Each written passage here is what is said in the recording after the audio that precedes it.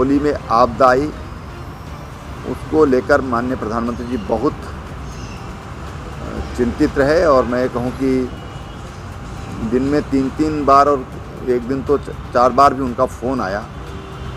वहाँ की हर जो रेस्क्यू वहाँ पर चल रहा था, जो दुर्घटना वहाँ पर हुई, उसको लेकर के पल पल की खबरों को लेकर के और वहाँ पर क्या सहायता हो सकती है उसको लेकर के माननीय प्रधानमंत्री चिंतित थे। मैंने आज का मुख्य कारण यही था कि मैं उनका आभार प्रकट करूं कि उन्होंने जिस तरह की चिंता करी और जितनी त्वरित सहयोग किया, चाहे एनडीआरएफ हो, नेवी हो, आर्मी हो, तमाम तरह की जो फोर्स, एयर फोर्स हो, हेलीकॉप्टर्स हों, नेवी के जो जवान हैं और जो पानी में अभी भी अलकनंदा में जो बांध है श्रीनगर के पास, अभी भी वहाँ पर जो शव हैं उनको ढूंढने का काम कर रहे हैं। हर तरह के का सहयोग माननीय प्रधानमंत्री जी ने हमको किया। मैंने उनका आभार प्रकट किया और साथ ही कुछ बातें मैंने उनके सामने रखी। और बद्रीनाथ केदारनाथ का पुनर्निर्माण का कार्य लगभग अब संपन्नता की ओर जा रहा है। अब जैसे ही अब बर्फ़ हटेगी उसके बाद कुछ काम वहाँ पर शेष है, तो हमको ये लगता है कि इस सीज़न में वहाँ पर जो पुनर्निर्माण का काम है वो हम कंप्लीट कर लेंगे, अगर परिस्थितियाँ सामान्य रहें तो। दूसरा, बद्रीनाथ जी का पुनर्निर्माण होना है और माननीय प्रधानमंत्री जी ने उसके लिए तमाम PSUs को सहयोग करने के लिए बोला है और 219 करोड़ रुपया माननीय प्रधानमंत्री जी ने बद्रीनाथ जी के पुनर्निर्माण के लिए और मास्टर प्लान के तहत बद्रीनाथ जी में निर्माण कार्य होना है, उसके लिए उन्होंने अपनी संस्तुति दी है, उसकी व्यवस्था की है।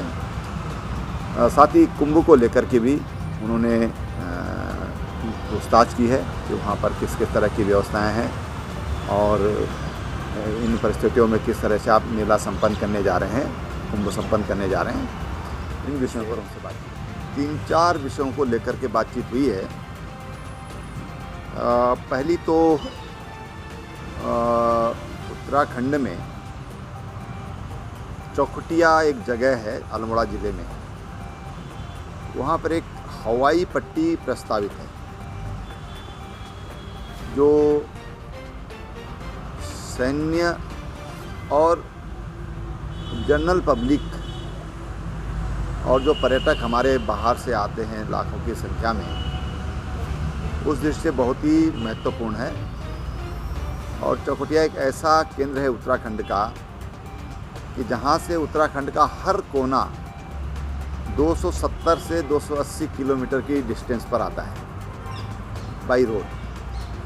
एरियल डिस्टेंस तो बहुत कम है, लगभग 45-50 मिनट की डिस्टेंस है, तो उसको लेकर के बातचीत हुई है। और दूसरा, एक coast guard recruiting centre Dehradun के लिए आदेशित हुआ था और उसमें कुछ तकनीकी पेच थे, तो उनको दूर करने के लिए आज उनसे बातचीत हुई है। माननीय राजनाथ सिंह जी ने कोस्ट गार्ड के जो MD हैं उनको भी बुलाया था और बहुत जल्दी उसका समाधान कर लिया जाएगा। साथ ही एक सैनिक विद्यालय उत्तराखंड में एक तो ऑलरेडी है, एक और विद्यालय के लिए उन्होंने अपनी सहमति दी है कि उत्तराखंड में एक और सैनिक विद्यालय दिया जाएगा। कुंभ में पिछले 30 सालों की ऐसी परंपरा रही है कि जब शाही स्नान होते हैं तो VIPs वहाँ पर कम आए हैं और कुंभ स्नान के लिए अभी कोई ऐसा बात नहीं आई है, क्योंकि परिस्थितियाँ बहुत ही डायनामिक हैं। अभी जिस तरह से कोविड चल रहा है और 5-6 राज्यों में एक बार फिर कोविड पेशेंट की संख्या बढ़ रही है, तो ऐसे में निर्णय लिया जाना, मैं समझता हूँ कि परिस्थितियाँ उसके लिए अनुकूल नहीं हैं कि हम उनको बहुत पहले आमंत्रित करें।